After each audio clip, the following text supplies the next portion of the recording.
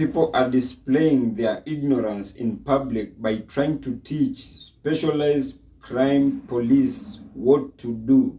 And for the very first time, President Ruto spoke on the rise of criminal gangs within Nairobi. And he went further, stating that wapewe chai.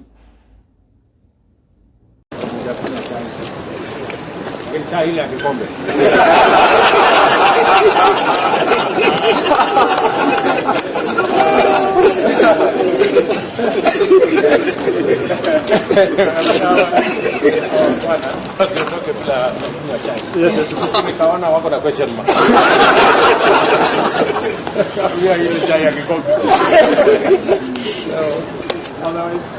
Tusalimiane. Rudi kwa station wasalimie. Na tusalimie kwa familia zenu. Muwe na wakati mzuri. Sawa. Yes, anga chai. Watu wasitoke kuja. Sawa.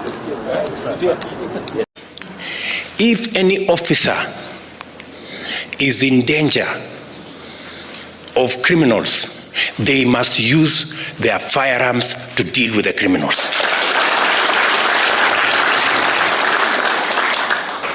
Musingoje mpaka askari wetu wakauawa na wakora. We must deal with the wakora before they deal with our officers. The police must not engage in matters politics. Don't take political sides. We have enough people to help us with our politics. We have political party operatives.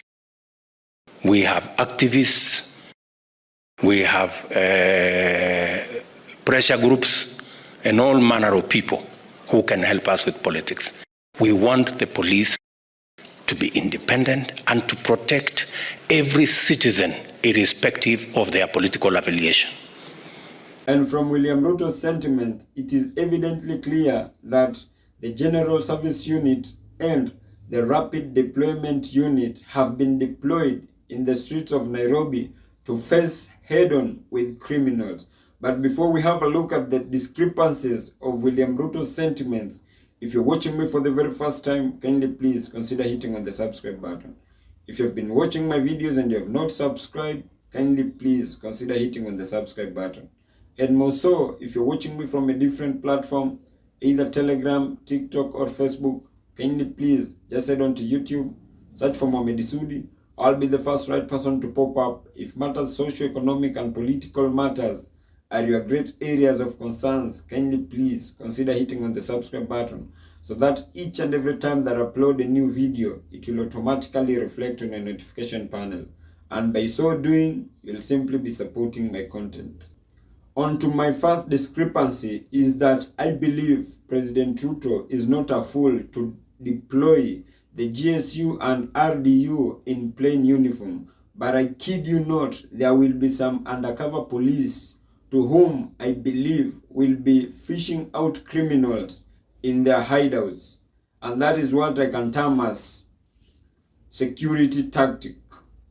If you can just make a flashback, sometimes back, there were the Subaru boys to whom these were undercover police, to whom will fish out criminals after making private investigations.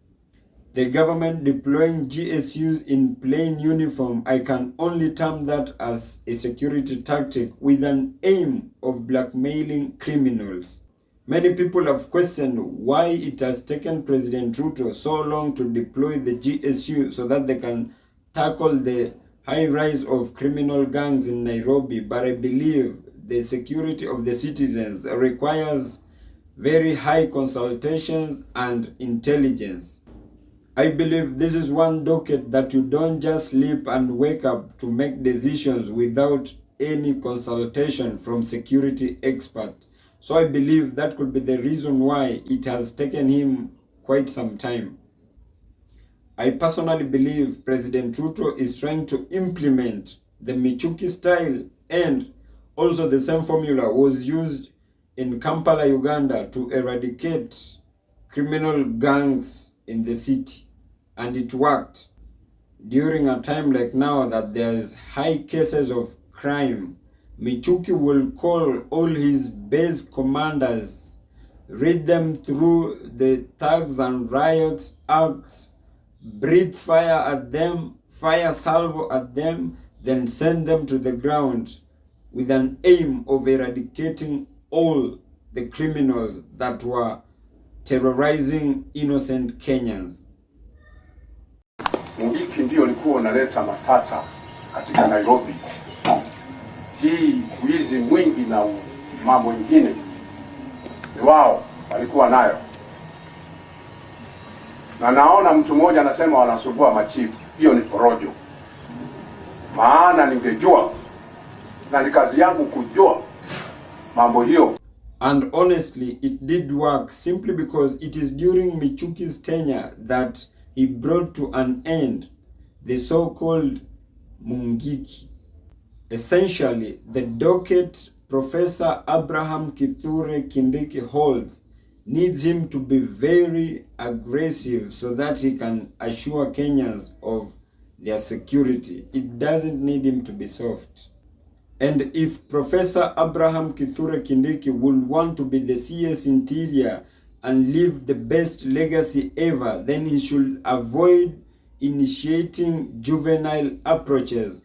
That is like calling the media, having to admit that there are some criminal gangs that are terrorizing Kenyans. Instead, immediately when he is informed of such gangs, he should offer a reaction other than coming in live presser to admit that criminals are terrorizing innocent Kenyans. He should avoid his soft intonation and instead be able to breathe and fire salvo that will scare away criminals, like what Dr. Matiang'i used to do and what President Ruto just did. Walikuwa Mheshimiwa Uhuru Kenyatta na Mheshimiwa Raila Odinga. Tukiwa pale kuamuru tuanze kazi. Na hiyo poti imetengeneza ikakuwa. Sasa watu wameanza ni msunguko tu. Mtu karibu sasa waanze kusema unajua mimi hata hawa watoto wenu mimi ndio nimewazalia. Ai. Wakenya tunaelewa hii maneno vile iko. Tuache porocho tufanye kazi ile tumepewa tufanye. Na tuache propaganda. Wananchi tumekubaliana. Basi tukae pamoja vile viongozi wetu wanatuelekeza. Na tuweke amani. Wakati huu ni wakati wa kuweka amani.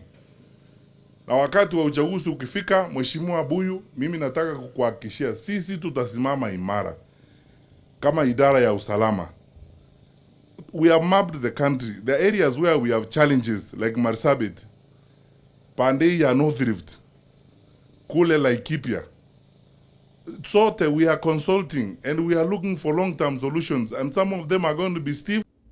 Or else our security may remain in limbo now and later. But that's just my opinion. If you have a contrary opinion, you can kindly please feel free to drop it in the comment section and I'll give it a right of reply. As I end this, kindly please, if you've not subscribed, please consider hitting on the subscribe button. And my word advice of the day is that the easiest way for you to become successful is by hanging out with people who are smarter than you. Thank you and may God bless you.